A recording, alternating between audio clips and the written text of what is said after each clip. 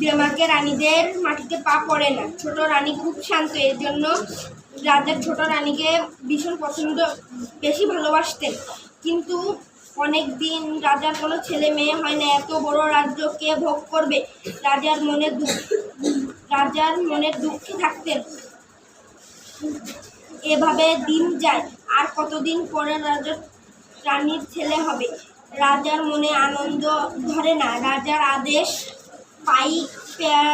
পেয়াদারা রাজ্যে ঘোষণা দিলেন।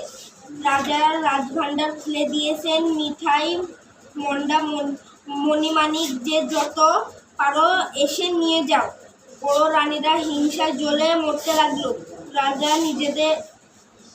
রাজা নিজের কোমর আর ছোট রানীর কোমরে এক সোনার শিকল বেঁধে দিয়ে বললেন, যখন ছেলে হবে এই শিকলে নাড়া দিও, আমি এসে ছেলে দেখব।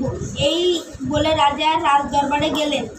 ছোট রানীর ছেলে হবে, আতুর ঘরে কে যাবে? বড় রানীরা বললেন, আহা, ছোট রানীর ছেলে হবে, তা অন্য লোক দেব কেন? আমরাই যাব।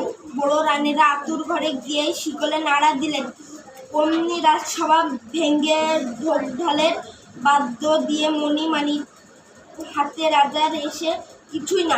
রাজা ফিরে গেলেন। রাজসভায় বসতে না বসতে আবার শিকলে নাড়া পড়ল। রাজা আবার ছুটে গেলেন, গিয়ে দেখেন আবারও কিছু না।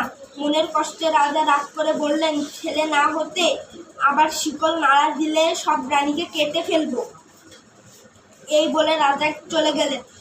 একে একে ছোট রানীর 7টি ছেলে ও 1টি মেয়ে হলো। আহা, ছেলে মেয়েগুলো যেন চাঁদের পুতুল, ফুলের কলি, আঁকুপাকু করে হাত নাড়ে, পা নাড়ে, আতুর ঘর আলো হয়ে গেল। ছোট রানীর আস্তে আস্তে বললেন, দিদি, কি ছেলে হলো, একবার দেখালি না? বড় রানীরা ছোট রানীর মুখের কাছে রঙ্গভঙ্গি করে হাত নেড়ে, নথ নেড়ে বলে উঠল, ছেলে না হাতি হয়েছে, ওর আবার ছেলে হবে। কয়টা ইঁদুর আর কয়টা কাকড়া হয়েছে। শুনে ছোট রানী অজ্ঞান হয়ে পড়ে রইলেন।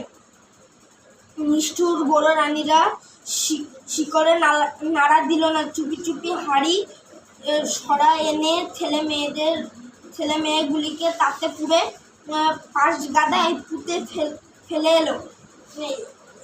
এসে তারপর শিকল ধরে টান দিল।